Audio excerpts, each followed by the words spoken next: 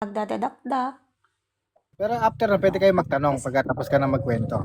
yan, pwede Okay. magtanong. Yan, Magtanong so, lang ha. shout out Huwag sa ating pakikialaman ng sagot 2,000 ko. viewers. Ito pala ang point of view ni Lady May kung paano siya naging ROG. So, simulan mo, Lady May. Sige, go. Saan ko ba sisimulan ng lahat, no? Lahat naman tayo mula pagkabata, tinanggap natin na tayo yung mga anak ng Diyos, no? Tinanggap natin yun lahat.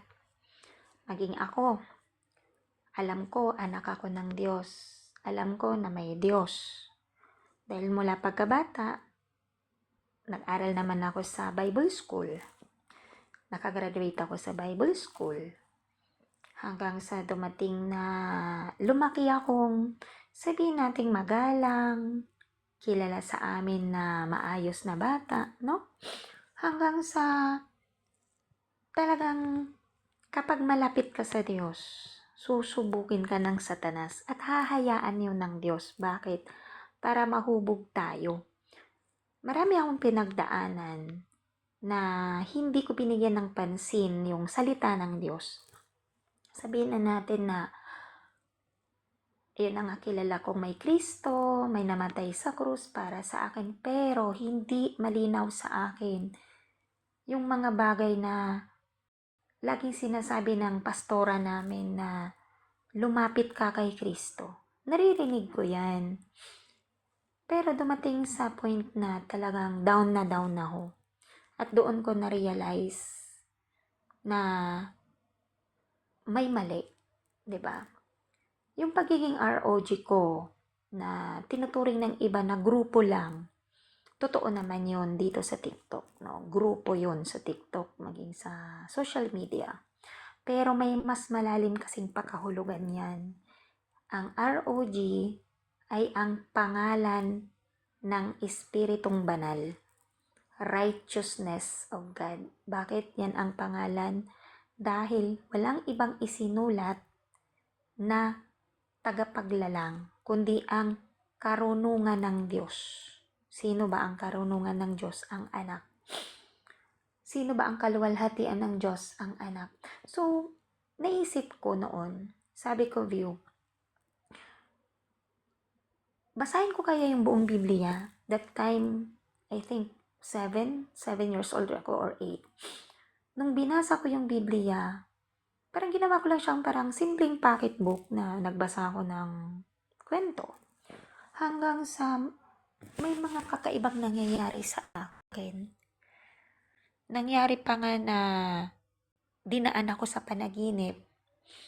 I was like, bago ako ata mag 9 or 10, nakatulog ako, nagising ako madilim sa labas. Paglabas ko yung kinakatayuan ko, itinaas ako na parang alam mo yung anime na yung kung saan lang nakatapak yung mga paa ko, yun lang ang tumaas.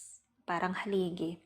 Tapos yung langit, madilim, kumikidlat, maraming paniki. Tapos sa baba, parang may lava, maraming nagsisigawan. Tapos, pag tingala ko, may sun rays. Nakukublian lang siya ng ulap. Tapos bumuka yun, may nakita akong isang parang, alam mo yung bumababang feather. Pero papel siyang nasusunog yung paligid. Nung sinalo ko siya, eto, hanggang ngayon di ko yan nababago. Hindi yan mababago sa akin. Kitang-kita ko, sulat kamay. Pakisabi sa kanilang lahat, parating na ako. Hanggang sa nabutas yung kamay ko, tumagos yung papel na yon at biglang lumindol ng malakas. Pagkatapos nung nagising ako, akala ko simpleng panaginip lang. Hanggang sa marami akong pinagdaanan na nafe-feel ko parang hindi ako belong sa earth. Kasi sa family ko, hindi ako special. Parang lagi akong second choice, no? Sa even marami akong achievements sa school, achievements sa extracurricular, hindi nakikita yung ningning ko. Hanggang sa when I reached the age of 14, 15, 16, bago ako mag-18, dinaan ulit ako sa panaginip. Sa isang kuweba,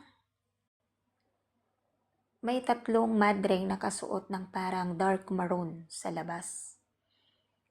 Sabi ko, ano po ang meron dito? Sabi ng isang babae, hindi mo makita ang mukha pero naaaninag ko. Matangos yung ilong, maganda yung mukha, napaka-angelic niya. Sabi nung babae, pumasok ka, matagal ka na niyang hinihintay. Pagpasok ko, sa gitna ng kuweba, may isang mahabang lamesa, may nakahiga na tatakpan ng pulang damit. Sa may paanan niya, mayroong babaeng nakasuot ng kulay puti. May hawak na telang kulay puti. Sabi ng babae, maghanda ka. Halika rito, magbihis ka. Bihisan mo siya. Pagtingin ko doon sa nakahiga, yung nababalutan ng puti, parang dugo. Natakot ako. Hanggang sa nagsisigaw ako palabas. Nagising ulit ako. So parang, alam mo yung view, yung parang inaano ko lang, parang mga usual panaginip lang. Hanggang sa dumating yung point na after that, dun nag-start yung pagbagsak. No, yung mga achievements ko, having these pageants, mga napanalunan, bikini open, bumagsak lahat yon. Why? Because of lust. Because of wrong decisions. Nagkaroon ako ng mga karelasyon. Maybe because I'm seeking love na dapat sa Diyos ko hinanap, hindi sa tao. So, hanggang sa talagang down na down ako. Sabi ko noon, Lord, konti lang. Yung pala, pag humingi ka ng konti sa Diyos, at nakita niya yung bukas mong puso, hindi niya nahahayaan pang lalo kang mahirapan. So, ang ginawa ng Diyos, hindi lang konti binigay sa akin, malaki. Pero dumating na naman yung point na nagpalamon ulit ako sa graviness ba?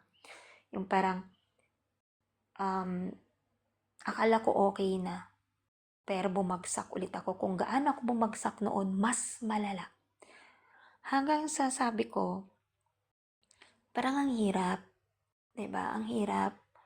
So, ang ginawa ko, nagpakatino ako, naging maayos ako sa pakikipagkapwa, pero mabigat. Napunta ako ng Born Again, UPCI. Nagpabaptized ako doon. Bigla akong parang, iba yung pakiramdam ko.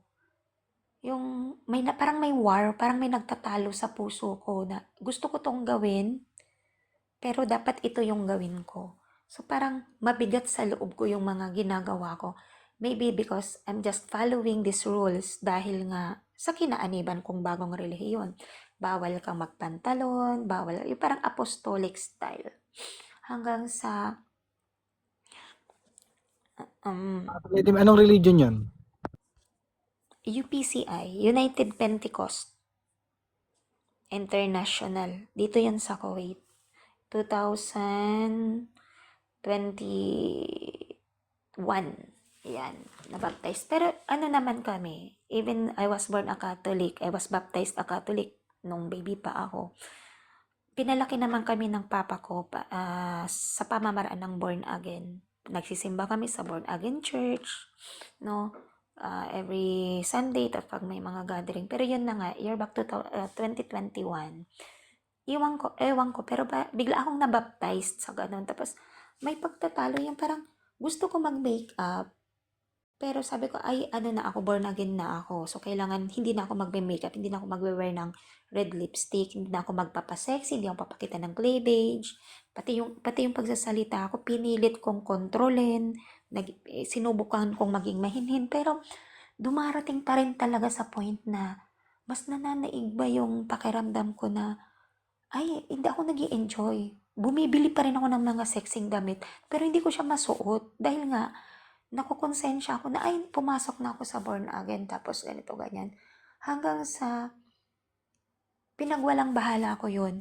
Nag-i-scroll ako ng TikTok. dumaan itong live ni Ate Edna. Pinagtutulungan siya ng mga INC. Sabi niya, ay, Diyos ako, ganyan na ganyan, ganyan. Ako naman, natigalgal. Sabi ko, bakit kaya sinasabi ng babae ito na Diyos siya? Pero wala akong isip na, ay, grabe naman, yabang naman ng babae. Wala. Parang nagkaroon ako ng interest. Tapos, hanggang sa pag-swipe ko ulit, nasundan ko siya doon naman sa ROG. Ito nga sila Ate Esther, sila Daddy Cal. Tapos, may kinakausap silang INC. Pag-comment ko sa baba na kapag na kay Kristo ka, dapat bagong nilalang ka na. Tapos sabi ni Daddy Cal, ay akyat nyo nga yan si Maymay papangalan ko nun. Anong year Iakyat nyo nga Lady si May? Maymay. Anong year? 2022. Okay, November. Okay, Oo. tuloy-tuloy. Oo, November yun eh. 2022. Tapos, sabi ni Daddy Cal, akyat nyo nga, inakyat ako. Sabi niya doon sa INC, teka muna, ito muna tayo kakausapin natin si Maymay. Sabi niya, Maymay, kapag ba na kay Kristo ka na? Bagong nilalang ka? Sabi ko, opo. Tapos sabi, so ibig sabihin, hindi ka na makasalanan? Seriously, walang lumabas sa bibig ko na sabihin kong tao lang ako nagkakasala. Walang ganun. Direktang nagsalita yung bibig ko. Bagong nilalang ako ay hindi nagkakasala. Sala, sabi ni Daddy Cal, bigyan ng jacket yan. So, the story, to cut the story short, doon nagsimula po na nakasama ako nila. Na everyday, nandun na ako, nagsasalita na rin ako, na hindi pa ako marunong magbigay ng talata. Tapos sila yung nagsasabi, ay Lady, may talata niyan. Tapos doon na nagsimulang natuto ako magbasa ng mga talata. Automatically na memorize ko na siya hanggang sa may mga patutuo na. Dumating pa sa point na naligo ako sa mainit na tubig. Tinatouch ko yung heater, hindi ako mapaso-paso. Hanggang sa nakakakita na ako ng mga, alam mo yun, yung mga hindi nakikita ng usual na tao. Hanggang sa kapag sinabi ko nangyayari, halimbawa yung kasama kong Sri Lankan, sabi ko lang mag-iingat ka kasi pag uwi mo, pwedeng ikaw yung mapahamak o may malapit sa'yo, may mangyayari. Yun na nga, pag uwi niya ng July 7, July 10 or 13, namatay yung asawa niya. So, sabi ko, ano ba to? So, marami akong naging vision.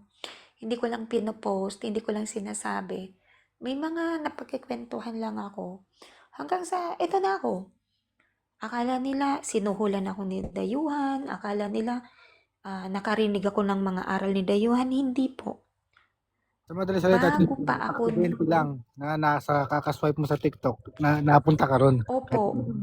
opo, parang dinala ako ng Holy Spirit sa kanila. Bali, Alam 4 mo years yun, ka na pala. yung, OG. kasi View, bago ako maging kasama nilang ROG dito sa TikTok, isa akong advocate ng OFW. Mga bardagulan ang napupuntahan ko. Yan ang so Pwede daw ba parang, magtanong si Kuya Aaron, Lady May? May tatanong lang daw saglit. sige po. Okay, Kuya Yun, Aaron. si Lady May kasi narinig ko na dati kang Catholic, tapos naging born again ka. Hindi dati. Wala akong sinabing dati. Kumbaga, naging. Iba yung dati. Naging. Kasi hindi naman ako umalis sa Catholic eh. Hanggang ngayon, Catholic pa rin naman Ayun, ang eto birth tanong. certificate ko.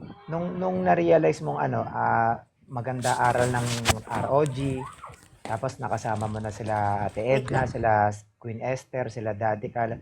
Ang tanong ko, ano type mo sa lalaki?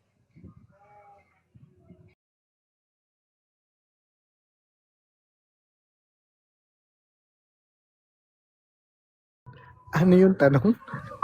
Ano type niya sa lalaki?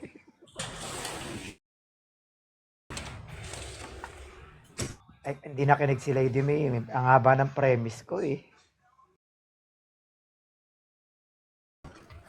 Yep. Wait, pakiulit yung tanong. Lady May, may tatanong daw po si Kuya Aaron. Oo. Nung na-realize mo palang tama ang aral ng ROG, nakasama mo na sila Queen Esther, sila Daddy Cal, sila Logoy. Tanong ko sa'yo, nung namulat ba yung mata mo bilang ROG, ano type mo sa lalaki? Hindi, to be clear, hindi ko na-realize na tama ang ROG. Kundi nakita ko na yung mga sinabi ko nasa kanila din. Kasi iba yung na-realize parang may pagkakamali, wala. Yung mga sinasabi ko, yung mga point of view ko, yung mga nararamdaman ko, para akong nananalamin lang. Parang recorded lang. Yung sinasabi ko, sinasabi din nila. 'Di ba? Yung sunod mong tanong, ano yun? Yung type sa lalaki ba? Hindi, yun lang, isa lang tanong ko, ano type mo sa lalaki, yun lang. Oh. Yun na yung tanong mo. Clear ko lang na. Ang type ko sa lalaki, ever since, when it comes to physical, hindi kasi ako Humina audio mo, sis Lady May, humina. Sabi ko, hindi ako marunong tumingin ng gwapo. Ang una ko lang tinitingnan sa lalaki, kung paano sa akin tumingin. Yun lang. Kapag tiningnan niya akong eye to eye, pag nakita ko sa mata niya na parang may sinasabi, nagkakaroon ako ng interest. Pero, Okay. ito yon. Hindi ibig sabihin gusto ko na ang lalaki. Kundi binibigyan ko lang ng chance na makilala ko. Ganun lang. Ayun, eto last question na. Siyempre, na-share mo kanina na naginip ka, na yung kung ano yung mga panaginip mo, nalaman mo na totoo. Ay, nagkakape. Mamaya na nga. Si Uncle Jordex daw, Uncle View, tsaka kaya si Lupin Okay, magpapahayag din. baka may tanong pa si Uncle Jordex. Uncle, may tanong ka kay Sis Lady May. Oo, meron talaga. Marami nakabinbin to, Lady May. Ano yun? Ano yung sunod na tanong mo, Aaron? And then si Uncle Jordex na. Sige, last question na Uncle Jordex. Yun yung na-share mo kanina na naginip ka, nagpakita sa iyo yung Diyos. Parang ganun ba? Di ko masyadong ma-recall eh. Ang tanong Aaron. ko, paano mo malalaman kung gusto mo rin yung isang lalaki? Ano yung tanong mo sunod? Hindi, nabanggit mo nga kanina sa sharing mo na naginip ka. Tapos, ayan nga hanggang sa nung scroll mo, nakita mo sila Sis Edna, sila Daddy Cal. Ang tanong ko, paano mo malalaman kung type mo rin yung isang lalaki? Number 1, yung premise mo, walang connection sa tanong mo. Yung tanong mo ay very personal. Kasi parang, Ano naman, nasa share mo yun. tinitingnan mo, sa shinare ko pero hindi siya connected sa tanong mo. Ano ang connection ng type ko sa lalaki doon sa mga panaginip? Tama? Pero sasagutin ko pa rin para sa'yo. Yung type ko sa lalaki, nasa asawa ko. Okay? Kung ano yung asawa ko ngayon, doon kayo bumase kung ano yung type ni Lady May. Kasi kung tatanungin niyo ako ng mga ganito, baka sabihin niyo, bakit si Lupin may ganito rin? Bakit hindi mo type si Lupin? Hindi Diba? ako Yung mga ganun. ganun Kilala ba? mo naman ako. Thank you, nasagot mo na. Thank you, Lady May. Sige, si Jordex naman daw may tanong. Nasagot mo naman na. Thank you. So, may magtatanong salam kay Aaron sa packet na Ako nasama dyan, Jordex. Uncle Jordex, ikaw na magtanong. Ito yung tanong ko kasi sabi mo marami kang lalaki na duman sa buhay mo. Oo. Sino ba yung winner? Sino yung nanalo sa buhay mo? Sa lahat ng lalaking dumaan sa iyo, yung pinakamalaki na dala o yung pinakamaliit?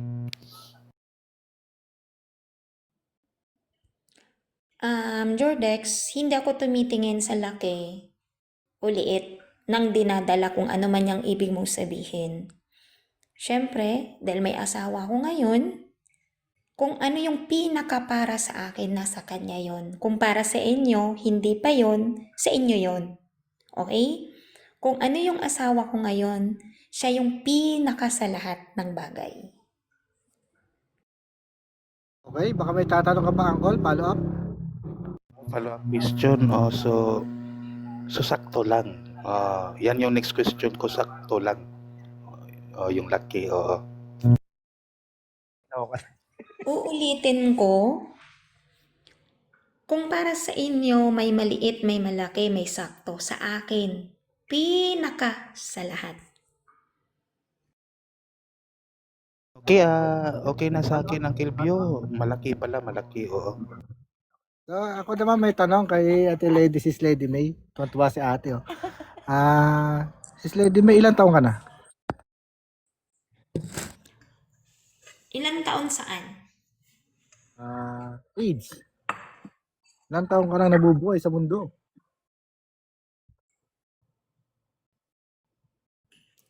Mula pa bagong paggawin ng mundo, naroon na ako. So, kaya alin doon? Age na lang, age. Kailan ka Mula pinanganak? nung ipanganak ako bilang tao. Kailan ka pinanganak? Born. 1985. 1985. Mali kasi tanong mo, Uncle View, kailan ka nagkatawang tao? Yun dapat. Kailan ka naging laman? Lalong lalayo, Kuya Aaron. Hindi. Ayun kasi nila, premise nila. Bata pa, Sis Lady May. So, ano pa lang, nasa 40? Oo, matanda pa ako ng 5 taon kay Sis Lady May. Oo. Active yan. Dinig na dinig ka ate, nakakaya. So, Ayan, next si Lupi naman daw magpo-point of view. baka may tanong ka. Bago ka mag-point of view, baka na may tanong ka rin kay Sis Lady May. Ako naman magtatanong. Lady May, namimiss ka namin. Parang ang dami namin. I mean, ilang taon na ang inyong pagsasama ng iyong kabiyak? Kape na. Lady May, ilan ng taon ba? Tumawag yung mister ko eh. Ay, hala, tumawag. Ano yung tanong? Nakailang beses tumatawag yung asawa mo sa isang araw? Bakit gusto mong alamin?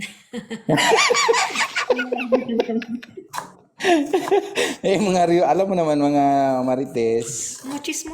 Mga chismoso talaga kayo, no? Bakit ba? Ay, About belief tayo. Wag sa personal life. About sa belief. Oo nga very personal question, ano? So, Ang dami kong sinabi, nakafocus sila doon sa marami akong naging karelasyon. Nakafocus sila doon. ay ganun Mga ba? chismoso talaga. Next Ay, question. kasalan. May pag-asa. Next question na si Jordix Pag-asa naman. ba si Sword? Si Sword? May pag-asa ba kay Lady May? Hindi, ang masasabi ko lang kasi sa inyo, sa point of view. Pasensya na mga bro, dapat galing matuwa. ko kasi sa kasal eh. Galing ko lang Wala kasi ka bang uwing lechon? Wala ka ba inuwing lechon? Sa aral tayo mga kaibigan. Point of Magandang gabi view. po sa ating lahat. Me in the devil. Anong tanong mo, nagpapaiyak? Lady May, Oh. may bumubulong sa akin Oh. dito, nakailan ka na daw? Panginoon, huwag kayo daw kuhan dyan eh. Ang tanong ko sana, ano to? Ba't kasi ang pag-usapan natin ang past? Ang pag-usapan natin ngayon yung present kasi yan ang importante sa Diyos. Kasi kung pag-uusapan natin lagi ang past, hahatulan nyo ako gamit ang past ko. Ako na ang nagsasabi sa inyo, yung past ko ay hindi maganda. Huwag nyo na tayo Okay. tanungin yan. Glorified body na yan Kaya si wag- Lady May. Kaya wag nyo nang kalkalin pa yung mga bagay na kinalimutan na ng Diyos. Okay? Nakatingin kasi sila sa laman eh. May mga stiff neck ba kayo? At nakalingon kayo sa nakaraan ko? Glorified body na. Yan si Lady May. Viewista si Sword naman yung point of view niya kung bakit siya lumipat ng iglesia. Ay, ba't nawala? Diba ako magulo? Hindi siya Mabubuli. lumipat. 2x2. Hindi siya lumipat ng iglesia. Nakalukat ni kay Gan. Naging totoo lang sa kanya ang salita. Ba't ba kayo lipat-lipat? Yan mga relihiyon, yan ay parang eskwelahan.